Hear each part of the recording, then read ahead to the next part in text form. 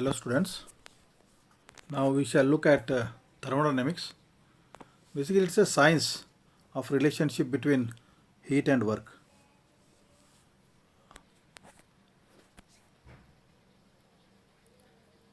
We use vehicles for transport like small scooty, bike, car, truck,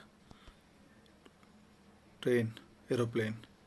We use power generated by thermal power plants, nuclear power plants. We use gas turbines for power generation. We use air conditioning system. We use refrigeration systems. In all these systems, there is interaction between heat and work. Like in transport vehicles, we use fuel, liquid fuel, like petrol and diesel, which is converted heat burnt, and then the heat energy is converted into work. Okay, and similarly, in the case of refrigeration and air conditioning, we use electricity, okay, to run a motor, and that transfers the heat. So either heat is converted to work or work is converted to heat. These systems, when we discuss, and we want to discuss the performance of the systems also, you are all aware that whatever oil, gas, coal we have got in the earth crust is very finite in nature.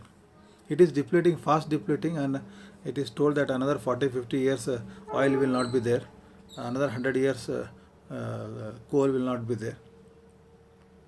So, what is the source of energy for the future generations? One thing. Second aspect is the environmental pollution. When you burn coal, petrol, diesel, you see the black smoke coming. So many pollutants are emerging out of that, be it carbon monoxide, carbon dioxide, oxides of nitrogen, oxides of sulfur, particulate matter, lead, so many benzene, so many compounds. Already we had COVID for 6 months now. And I am very sure that in days to come, yesterday I was reading the Arctic ice has shrunk very much. If the ice melts, what will happen? If the ice melts, it will convert into water. Water level in the sea will increase. See, when the ocean water level increase, all these small islands, cities on the shores of the oceans will submerge. So these are very disastrous effects. That is why we have to study thermodynamics so that we improve the efficiency of these equipments, reduce the fossil fuel consumption, and increase the renewable energy. Okay, that is the basic fundamentals why we study thermodynamics, thermo and dynamics, heat, work. Okay. So it deals with all kinds of energy like mechanical, thermal, heat, chemical, electrical, etc. Okay. And it also deals with the behavior of gases and vapors. That is especially in like steam power plant. Steam power plant, you are using steam. Like your Kaiga nuclear power plant, what happens there? Nuclear reaction is there, heat is produced. That heat is carried away heavy water. Then that transfers it to the normal water. Normal water gets converted into steam, superheated steam. That is expanded in a turbine, which is coupled to a generator, and electricity is produced. So we have to study how this steam is changing phases. Okay, these are all relationships we will study in thermodynamics. And this mechanical energy component, we call it as work. Okay, whether rotation of shaft or movement of object from one place to another place.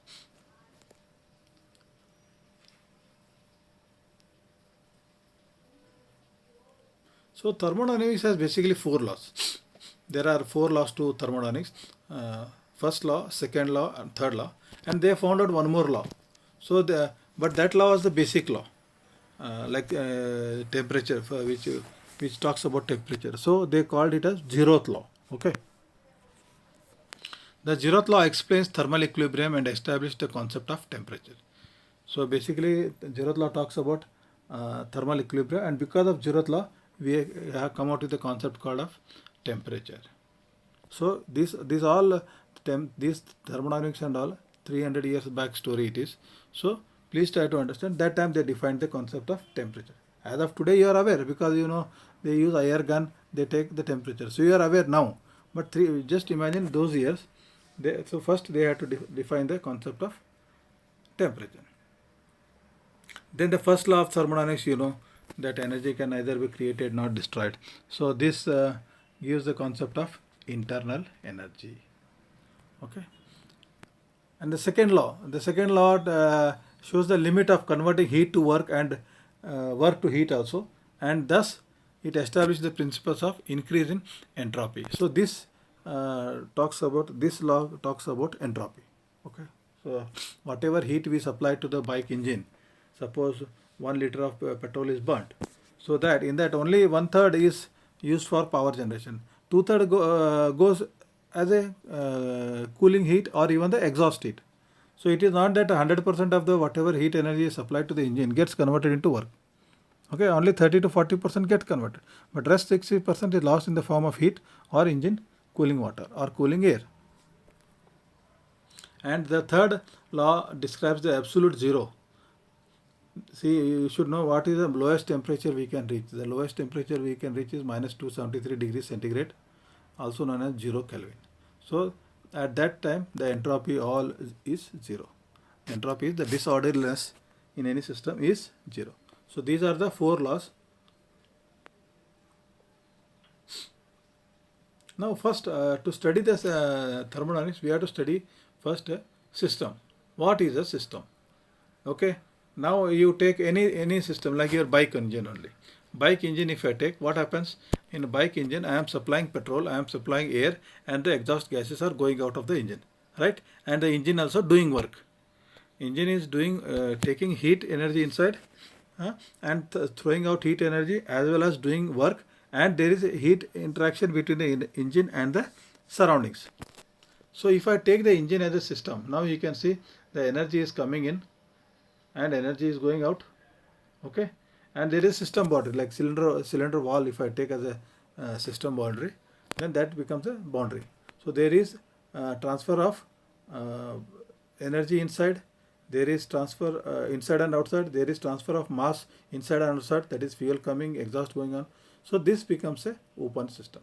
This becomes a open system. Here in open system, energy like that is heat and work, we can call it as energy, and mass, that is like fuel and exhaust gases, that is going out, in and out. So this is known as the open system. Okay. Now take any other system like your pressure cooker.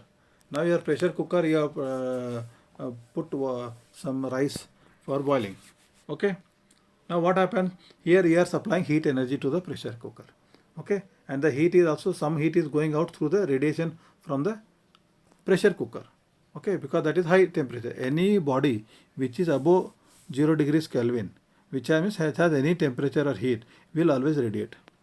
So it is emitting radiation, energy is going out in the form of heat. But whatever is the rice is there inside, it is not going out. No? I am interested in basically boiling the rice. That rice is not going out. No? So there is no mass transfer. So I will call that as a closed system. I will call this as a closed system. And third, we will take the case of a thermos flask. Now what happens to a thermos flask? Thermos flask, suppose I fill it with hot cup of coffee, fully kept at hot condition. What happens? Now it is closed.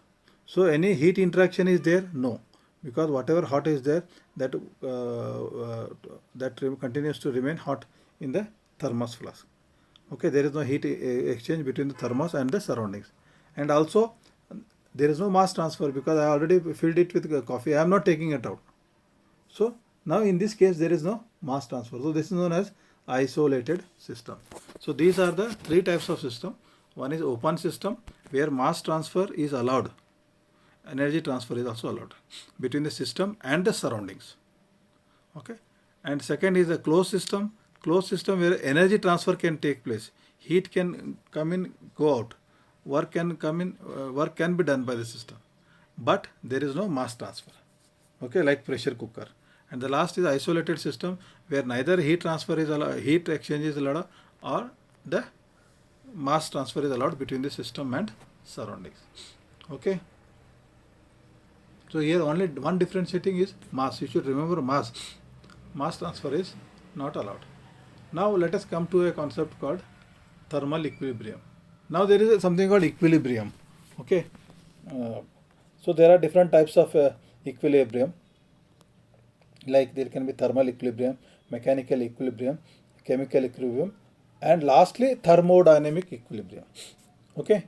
Now when we talk of suppose you have seen seesaw children play, no, they sit on either sides, they play. So when both they start, it will be oscillating. Then after some time it will come to standstill. Okay, means there is no unbalanced forces, okay, between the system and surroundings, and this is we call it as a mechanical equilibrium. Got it? So mechanical equilibrium means there are no unbalanced forces between the system and the surroundings. This is known as mechanical equilibrium. Now let's come to thermal equilibrium. I take a hot cup of coffee. I keep it on my table. I leave it there for about 1 hour or so, and then come. What happens? I see that the coffee what I had kept maybe at 70-80 degrees centigrade. When I come after 1 hour, that will be at room temperature, say 35 degrees centigrade. So what has happened? Now the whatever heat was there in the coffee, that has exchanged the heat with the ambient air and got cooled up. So now they are in thermal equilibrium. That is, the temperature of the system does not change with the time, and the same value at all points of the time. It is need to be in thermal equilibrium. So once it has come to see, initially it was not in thermal equilibrium. When I kept the hot coffee, coffee was hot, and the ambient condition was 35 only. But over a period of time, the coffee has become 35, and temperature has become 35, and the ambient air temperature has become 35. So now both of them are 35. So then we can call them as the temperature is same, it does not change, and now the system and the surrounding is said to be in thermal equilibrium. Okay, now comes to chemical equilibrium also. In chemical equilibrium also, initially there may be some chemical reactions, but after some time there is no chemical reaction which takes place, and the chemical composition is same throughout.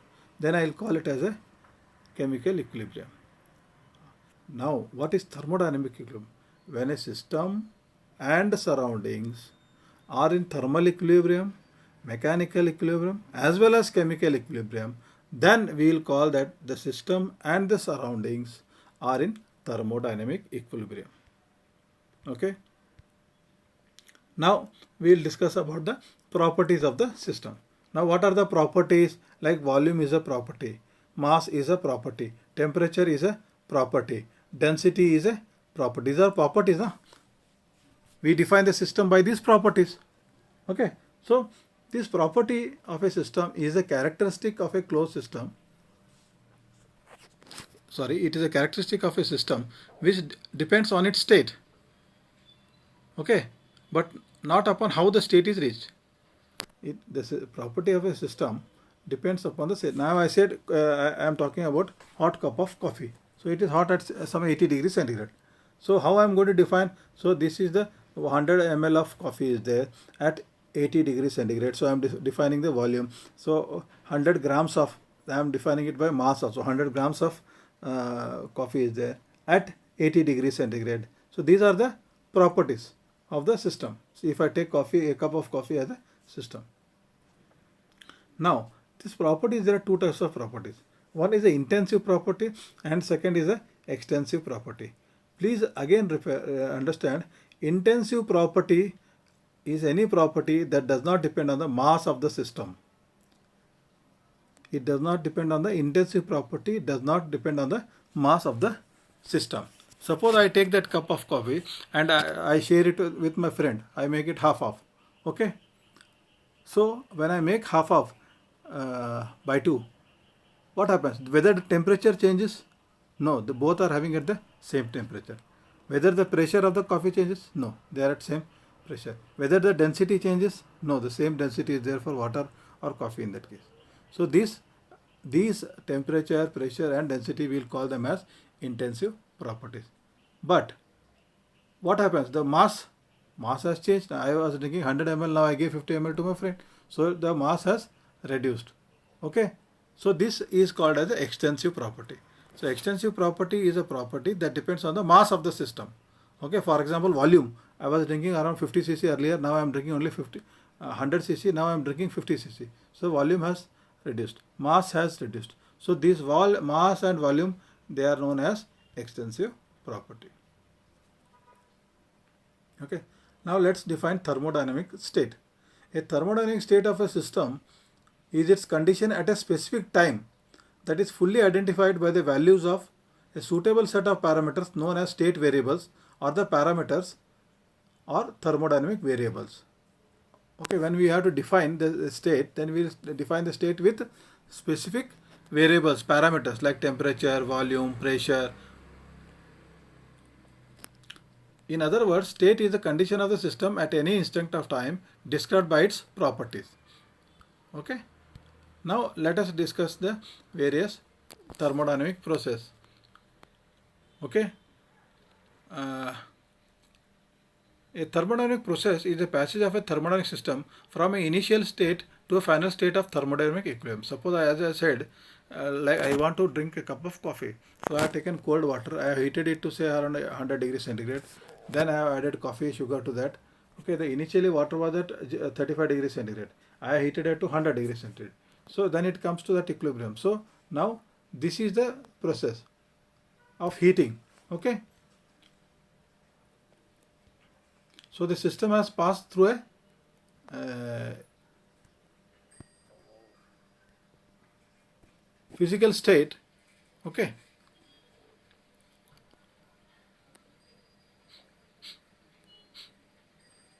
Now let us discuss about cycle. You know, a bicycle cycle, what happens? You crank the what do you call that? Initial pedal. Pedal goes down, again comes up, goes down, again comes up. So that is a cycle. Okay.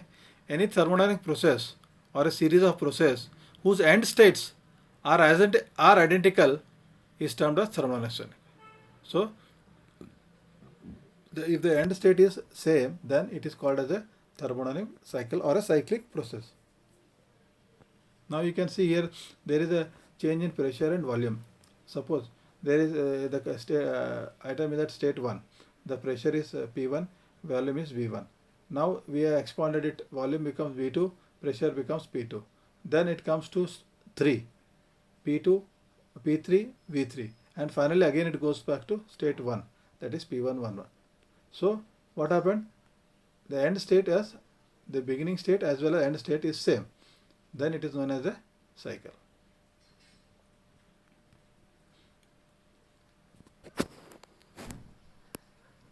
Okay, let us now discuss about point function and path function.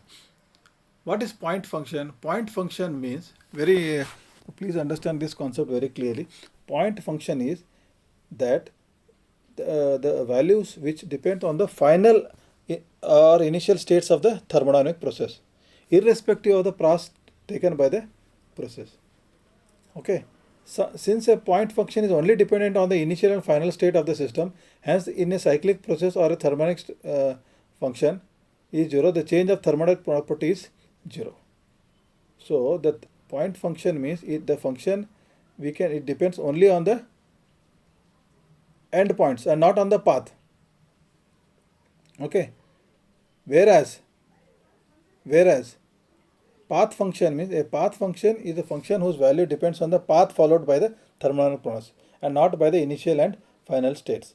Now here what I just want to give example, this heat and work done, which are we will be discussing about heat and work done in a thermodynamic process, they both are path function. Okay, I cannot say that this much amount of because it has come from this pressure volume diagram and all, we cannot say that this much amount of heat has been transferred, this much amount of work has been transferred just by looking at point 1 and 2.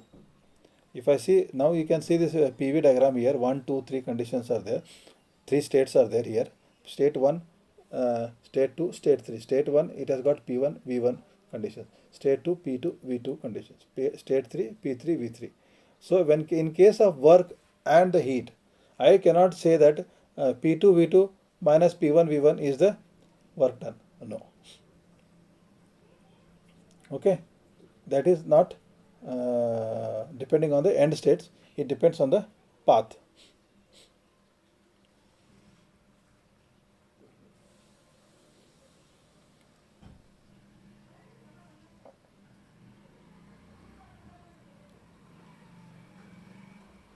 this point function is the property of the system, and we can say that all the properties of system are at point function. Property means, as I said, temperature is a property, pressure is a property, volume is a property. So this point function, these are all properties. And now suppose if I want to say change of volume, okay, change of volume.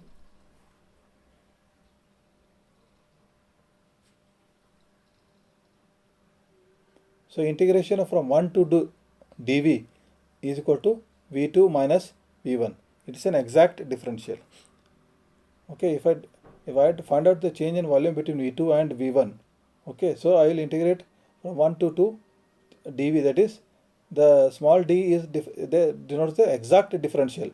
If I write dou, then it becomes inexact differential. If I write d, small d, then it is a exact differential, and the term dV is a small change of the volume from state 1 to state 2, and V1 is the volume at the state 1 and V2 is the volume at state 2. This is about point function. Now coming back to path function, we are discussing about heat and work. Here regarding heat, suppose heat, if we denote heat by Q, capital Q, and work by W, capital W. So if I want to say, I cannot say heat transferred like integral of 1 to 2 dou Q is not equal to Q2 minus Q1. Okay, I cannot write like this. I have to write it as Q from 1 to 2, or I can write Q1 2. This is an inexact differential. Similarly, work, I cannot say dou W from 1 to 2, integration from 1 to 2 is equal to W2 minus W1. No, I will write it as work done from 1 to 2 or work 1 to 2. This is an inexact differential. And here the operator dou is used to denote a inexact differential. Dou Q and dou W are heat and work transfer respectively during the process 1 to 2. Now the process 1 to 2, there is a transfer of heat, there is a work done also. So this difference, we cannot write that Q2 minus Q1 or W2 minus W1. We have to write Q1 to 2 or W1 to 2.